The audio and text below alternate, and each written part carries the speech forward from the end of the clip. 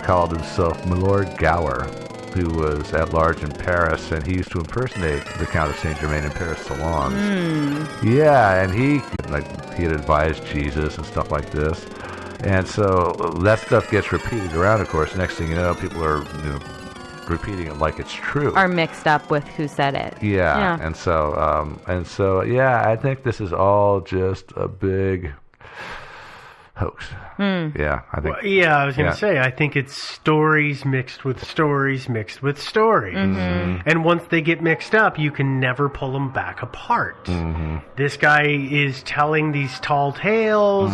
This other guy is making fun of him, telling even taller tales. And then as Joe made the good observation of, is saying, I'm Count Saint-Germain is a bit of a gag, just adds fuel to the fire. Yeah, I think that really his legend probably was such that I really do think that it probably became a standing joke. Hey, seen the Count? And I think that might have been it. Your refrigerator running? Yeah. I mean, I love the idea of somebody being, I'm not going to say immortal, but extremely long-lived. So let's just say a lifespan of 400 years. I mean, there's a little bit of romantic appeal in terms of getting to see things and experience everything. So I like the idea. I'm not going to discount the idea at all, but I can't back it. Yeah, No. I agree. No, I can't either. So sorry. I don't think he was immortal. But anyway, if you are the real Count and you beg to differ, you can contact us via email at thinkingsidewayspodcast@gmail.com. And really, seriously, we would love to hear from you, and we will totally eat crow on our show. We will. Yeah, we totally will. Yeah.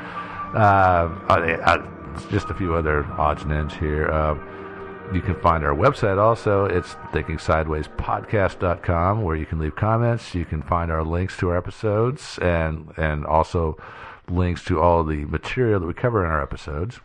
You can find us on iTunes. That probably is where you found us, but you can subscribe. Leave us a review and a rating. We would really like that. You can also stream us. There's a lot of different streaming places. We used to say Stitcher, but now just stream us from anywhere. There's all kinds of places. We're all over. Too many places. Oh, yeah. I know. It's getting scary. Yeah. And, of course, you can find us on Facebook. Find us. Like us. Friend us. And, make comments. I don't know. Make comments or whatever. Yeah. Whatever you do on Facebook. Whatever Facebook whatever. is. What's going on with Facebook? Joe's old. He doesn't know things. No, I do Facebook. I just don't. Joe still has a MySpace account. Yeah. He's a live journal. Yeah. Oh, my God. No, seriously, I don't. I just kind of gotten away from Facebook, I used to be really into it, and I'm kind of over it now. But it's still, it's fun to go out there and read some of the stuff that some of our listeners leave for us, so I check it more often than I check my own personal Facebook. Oh, and last of all, Twitter. Yes, we are on Twitter, but we're a little different. We are Thinking Sideways. That's thinking without the G, so Thinking Sideways on Twitter. So follow us on Twitter, and that's about it for this week. So any further thoughts? All? No.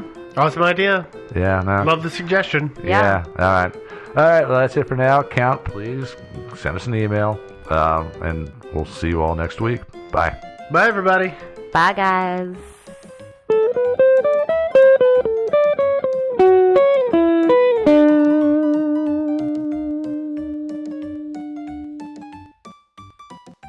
Thinking Sideways is not supported by using your neighbor's wireless printer to print pictures of Andy Kaufman. Instead, it's supported by the generous donations of our listeners on Patreon. Visit patreon.com/thinkingsideways to learn more. And thanks. Thinking Sideways. I don't understand. Does not compute. You never know. Insufficient data to formulate a reply. What? Stories of things we simply don't know the answer to. Hi there.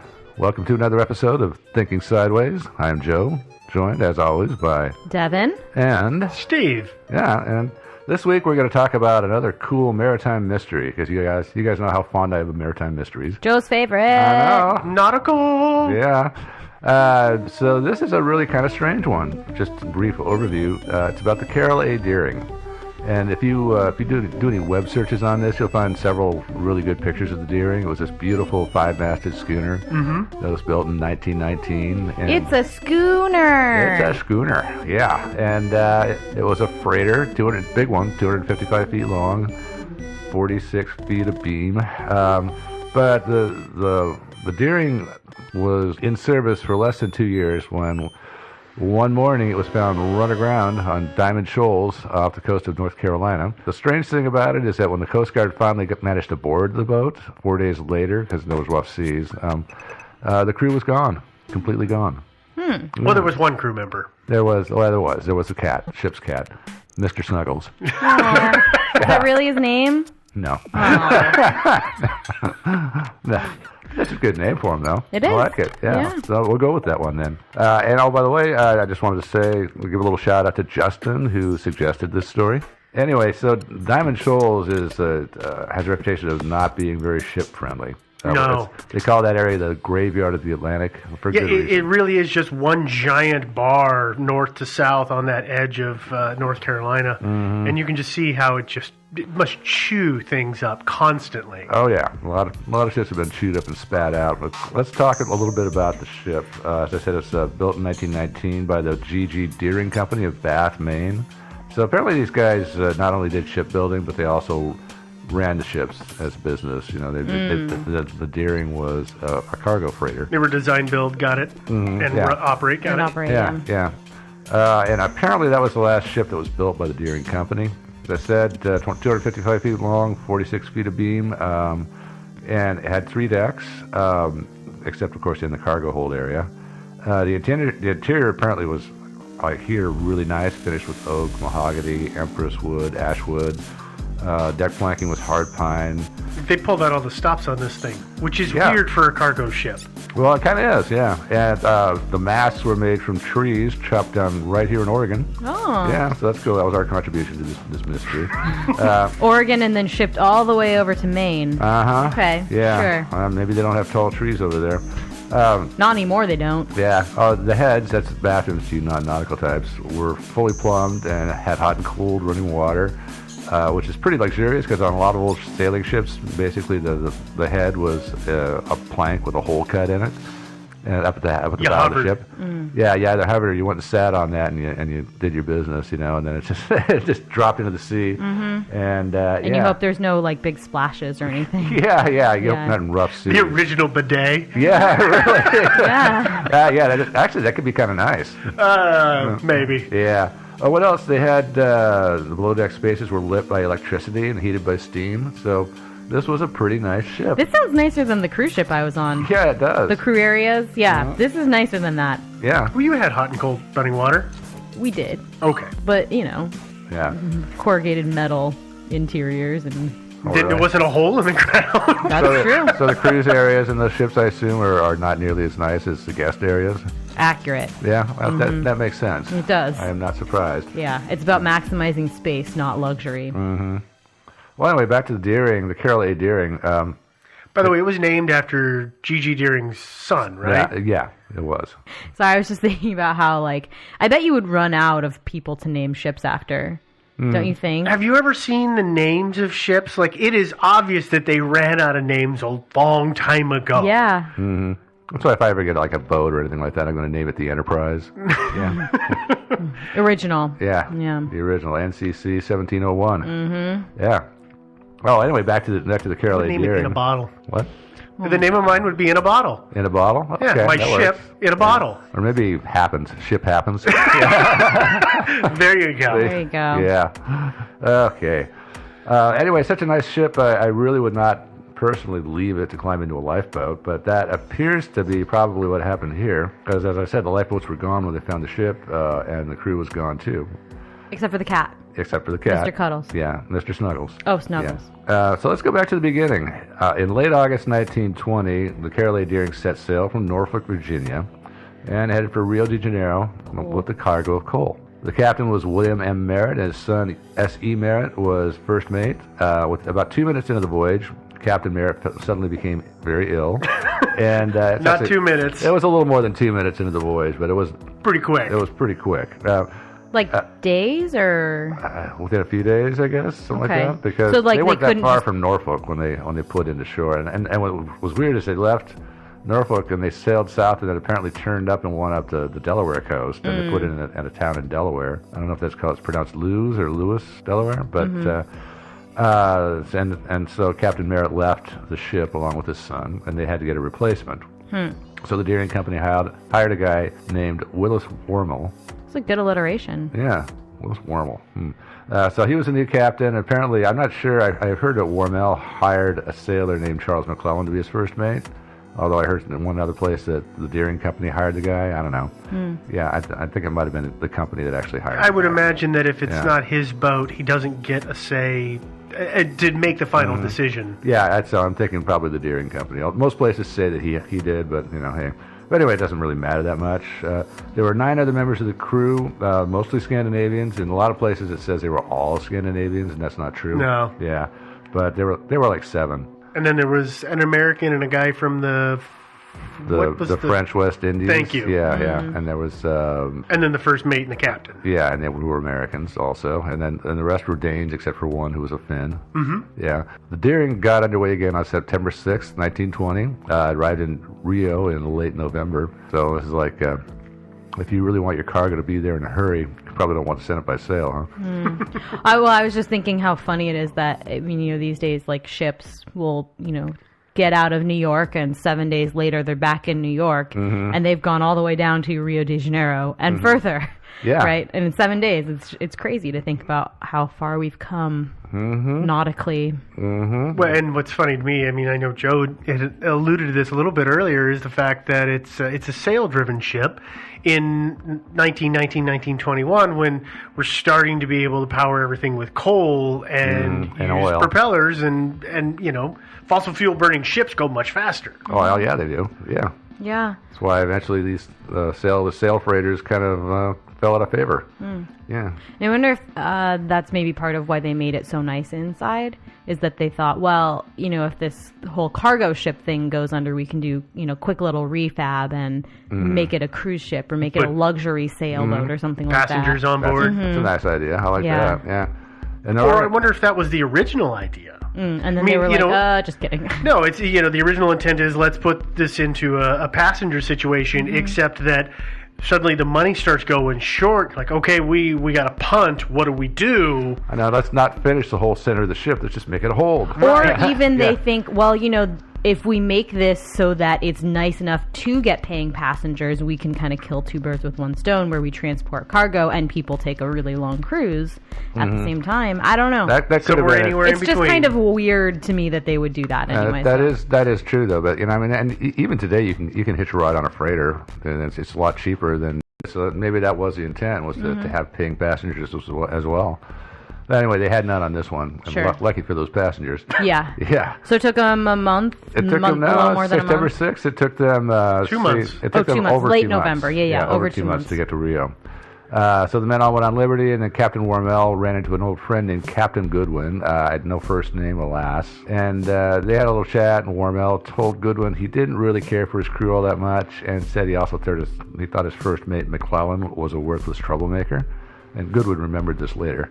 Well, he also said the only one he trusted or thought was a decent sailor was the engineer. Yeah, who was the other American that was on the ship? Yeah. Yeah. And so, he liked him okay.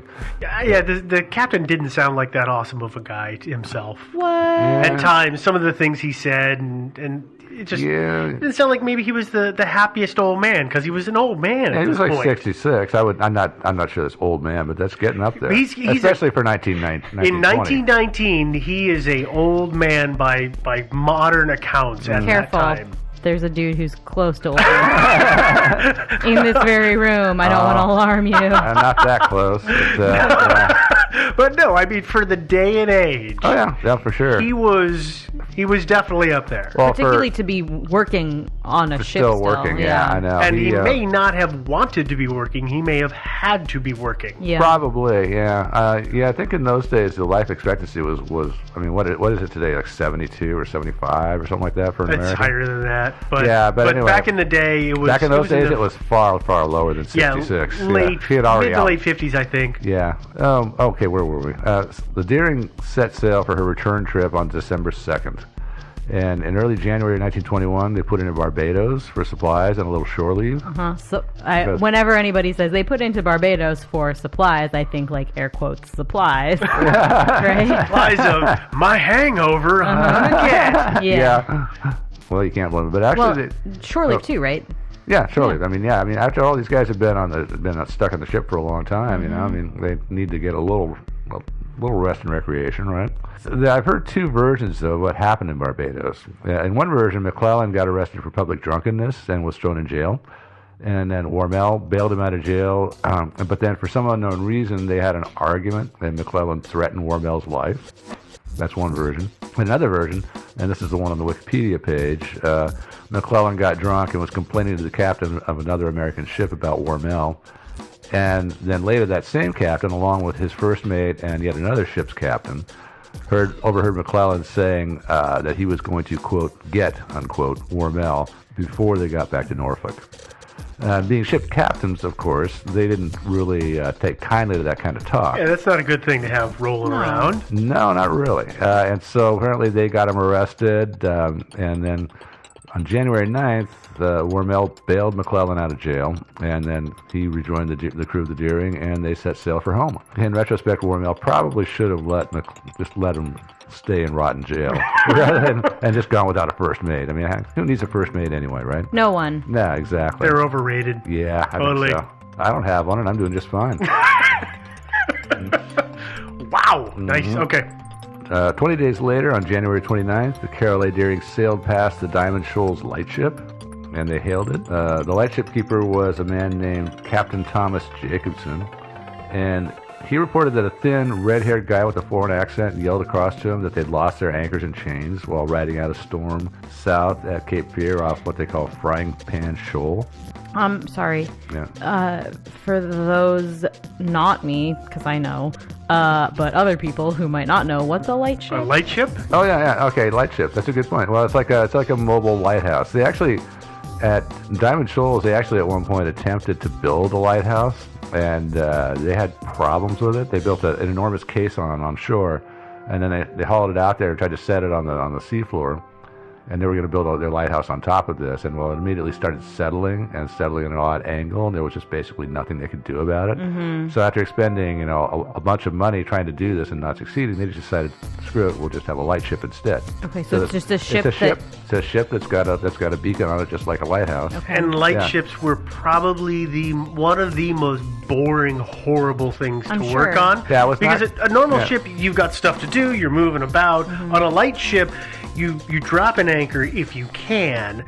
Otherwise, you spend all your time trying to stay in one location. And oh, by the way, keep the light going because they were doing this before electricity. So it was it's like a lantern. And some guy had to go up there every hour because it ran out of fuel. And that had to be a terrible job. Yeah, I think to be the light ship keeper. Yeah. I don't think it was considered to be a promotion. To be go to a lighthouse. So it's just a ship that's got a lighthouse on it, basically. Yeah, it's a big mast. A mobile separate mast for it. Yeah, it's a mobile lighthouse. All right, just wanted to clarify. Sorry. Okay, well that's good. No, it's a good thing you said something. I hadn't thought about that. I know what a light ship is, so I'm just like I thought everybody knew, but maybe not. Yeah, we all share a brain, right? Yeah. Anyway, the guy, the thin-haired red-haired guy on the Deering, who was on the quarterdeck of the Deering, tells him about losing the anchors and the chains, and asked him to use his radio to get a message to the Deering Company about it, because apparently, I guess the idea would be that then the Deering Company could make arrangements at Norfolk for them to be greeted by tugs or something like that, since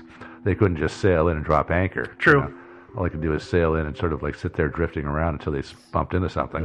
So Sorry, the Carroll Deering didn't have a radio on it? Well, that's the thing. I don't know. I mean, maybe their radio. Yeah, you would think that they would have had a radio, but apparently not. Or maybe it was out. Maybe it was not functioning. I don't know. Well, then that's the same problem with the light ship, is that he couldn't call it in because his radio was on the fritz. Mm-hmm. Yep. So is the alien interference. It could Got have been. it. Okay. This is Bermuda Triangle, you know? Yeah, Yeah. the far north tip of the Bermuda Triangle. I like myths. Jacobson, he's the guy that captained the lightship. He thought it was a little odd that a crew member, rather than the captain of the first mate, was telling him this. Of course, he testified later. There was an investigation into this whole thing. Big time. Oh, absolutely. Yeah, huge investigation.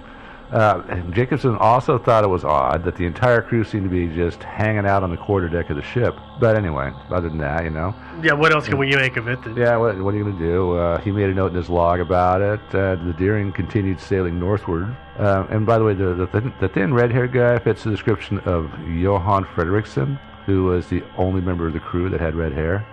He was the ship's bosun, which is short for boatswain, and which is kind of somebody who's Second in command? he's like third in command. Yeah, below first mate, but above the regular crew members, kind of thing. Yeah. So that probably was Johan Fredriksson. As to why it was him and not the captain, well, who knows? Well, I was just going to ask, would it be reasonable for if, like, there was other... I mean... If there's you other know, things... you're in disaster, right? You don't have an anchor. You're trying to maneuver your ship into, like, a certain area. It's kind of a dangerous area anyway.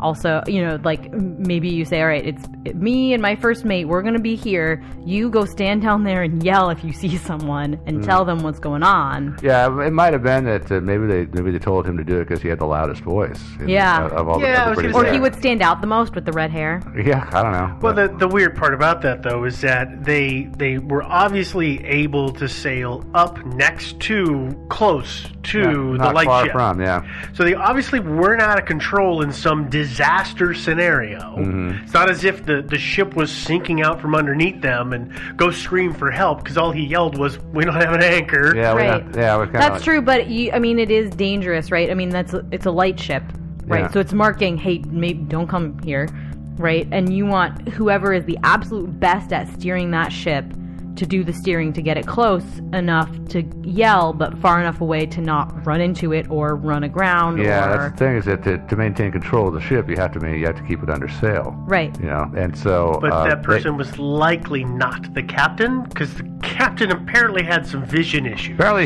he had bad eyesight. Yeah. Okay, well then you don't want the captain yelling because he's not going to be able to see. Yeah, maybe the captain had a creaky old voice. You know, Yeah. maybe they had to have somebody else out there yelling. I mean, Yeah. So then you've got your first mate doing all of the actual steering.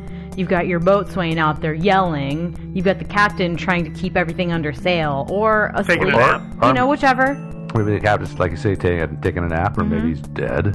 Who knows? Dun dun dun. I know. So 2 days after, on January 31st, 1921, the Carol A. Deering was spotted hard aground on a sandbar on Diamond Shoals near Cape Hatteras, North Carolina. You can find that if you get on the Google. It's pretty interesting. Yeah, it's kind of cool. Yeah, I'd like to go see it. Maybe one of these days we'll do a field trip. Yes. But of course, Joe's not driving. yeah. Now we're gonna fly. All the sails were set, meaning the sails were still up, and so that could not have been easy on the boat. The weather was kind of rough, and so that's got to be really hard on your boat if it's hard aground and the wind is just gusting. So it goes in against you. full bore, and then the wind keeps shoving it into what it's run into. Yeah. There was one ship, I can't remember the name of it now. It was an interesting story. It ran aground just like this, and it was on this big sandbar, huge white sandbar, and for whatever reason, tides and waves and wind and everything, they actually stripped all the hardware off of it and everything and salvaged whatever they could, and they just left it there. And I don't remember how long it took. It took like about a year, but it actually slowly moved through the sand and wound up in this bay. It was back afloat again. I gotta try to find that story again. It was really that sounds interesting. great. Yeah. Anyway, not so easy for the old Deering though. They never did manage to get it dislodged. More about that in a second. All the sails were still set, as I said. The lifeboats were gone, and red lights had been run up to the tops of the masts, which apparently is a signal that the ship was either derelict or out of control. And by red lights, I don't know if they were electric. They did have electricity on the boat. They had to have been electric. They If must they have had been, if they were electricity, like lanterns, they would have run out of fuel in no time at all. Right. So they must have been electric. But then the ship would have also still had electricity. Yeah. Right. Well, and the ship's auxiliary was probably not running. I assume they had a battery, and so maybe they just ran off battery for a while until the battery ran flat. I mean, you set emergency stuff to go off the battery usually, so. Yeah. So the Coast Guard arrived at the scene because of heavy seas. They couldn't go aboard, and they couldn't actually board until February 4th. So 5 days after it's found. Yeah, the cat must have been hungry. Sorry, one more point of clarification. The sails are set means they are Out. out. They're up. They Up. are up. Okay. They are in place. Right. They're ready to push the boat around. Okay. They're catching Great. wind. Okay, listen. Lots of boaty terms here. Yeah. all Lots that of boaty nautical talk. terms. Boaty talk. Well, that reminds me of Bodie McBoatface. Knew that was going to happen. I love that name. Okay, anyway, back to our thing here. The Deering was boarded at 10:30 a.m. on February 4th. The ship was, they reported, in actually pretty good shape, but the crew, of course, was gone. And, of course, except for Mr. Snuggles, the cat. Yeah, Yeah. hungry cat. Yeah, probably. Well, hopefully there were a lot of mice on the Deering, and he was able to, entertain himself and feed himself by, eating mice. The crew had taken, apparently, all their personal effects with them. And they also took the ship's navigation gear, ship's clock, ship's log. And there was no evidence of any sort of emergency. There was no evidence of violence or blood or anything. There were a few odd pieces of evidence that were found there, though. In the captain's cabin, they found 3 different sets of boots that were in different sizes. So apparently belonged to 3 different guys. So apparently some guys were hanging out in the captain's cabin. The captain's cabin also had a spare bunk in it, which had been slept in. So this makes you wonder, it's fueled a lot of speculation, like did the captain die, or was he killed, or was he somehow incapacitated, or was there a mutiny aboard? But Because the captain isn't typically of a ship known to just say, "Hey, go ahead and sleep in my bunk. No yeah, big no, deal." not typically at all. No, yeah. it's my station. You stay the hell out of it. Yeah, but if the captain is some one way or another out of the picture, then it would be tempting to go shack up in his cabin because it's obviously going to be the nicest place in the ship. But why wouldn't you just sleep in his bed? Why would you sleep Well, in the auxiliary bed? I think somebody was sleeping in the captain's bunk. Oh, then and somebody somebody else else. was sleeping in the other bunk. That's Okay. is what I'm guessing. Another bit of evidence that something had happened to the captain is that the notes on the ship's position on the navigational chart had changed handwriting after January 23rd.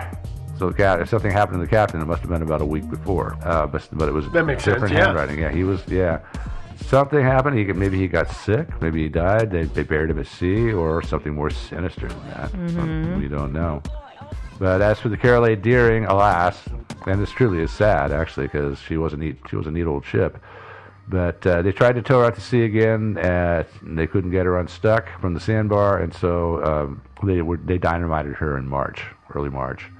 And there were still pieces of her as of, the 19th. There might still be pieces of her still out there. I was going to say, I saw pictures from several years later of people on the sandbar next to the wreckage. Yeah, at low tide, I suppose you could go out there and check out the wreckage. Maybe you can get yourself a souvenir or some building materials. I know that there was a shipwreck at the base of Neocani Mountain in 1913. That's here in Oregon. Yeah. Excuse me. Yeah, and I know that a lot of stuff got salvaged, like the ship's masts wound up in people's homes. So they were columns supporting porches and all kinds of cool stuff like that.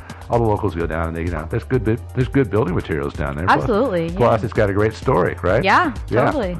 Normally, a shipwreck off Cape Hatteras would not be a huge deal because, after all, as I already said, that area is called the Graveyard of the Atlantic. Mm-hmm. In fact, there's a museum on Hatteras Island called the Graveyard of the Atlantic Museum. So they fully acknowledge their graveyardiness. I see where you got your phrasing. Okay. Yeah. But because the crew disappeared so mysteriously, which is, face it, a little hinky, you think, there was a big investigation into the shipwreck. And another thing that sparked interest was that 9 different other ships vanished without a trace in the same area within about a 2-week period, like late January, early February. The ships without a trace? Yeah. Okay, So not the the Deering did not vanish without a trace, just her crew. Okay. Yeah. The other ships vanished without a trace. Not even a distress call. Just boop, gone. Yep, that's it. Well, as we know, radios were apparently going wonky. So. Apparently, I don't think radios were 100% reliable back in those days. They were cheaply made. Yeah. The FBI, the U.S. Navy, the State Department, the Commerce Department, and the Treasury Department all launched investigations. And I'm kind of assuming the Coast Guard did too. They it usually feels do. like that's kind of a given. That's kind of a given that they would do that. So that's a lot of government interest. And there were a lot of theories at the time because this was actually kind of a big deal back in 1921. Yeah. yeah, people got excited about this. Okay. One of the most popular theories that was out there at the time was that it was a group of pirates. Oh, we're in theories now? Yeah. Oh, yeah. Oh, okay. Okay. Sorry, I should have delineated that. Okay. Boom. Theories. Theory time! Yeah. Crazy fun theory time. It's theory time. Yeah. Okay. We have like 5 different genres. Actually, we do need to come up with some sort of sound effect, don't you think? No. No? Okay, fine. I'll just make my own sound effects. Now that we're in the theory machine, let's go. Okay. First theory, in no particular order. Piracy. It was thought that a group of pirates was responsible for all this. That kind of makes sense. And also the crew of the Deering.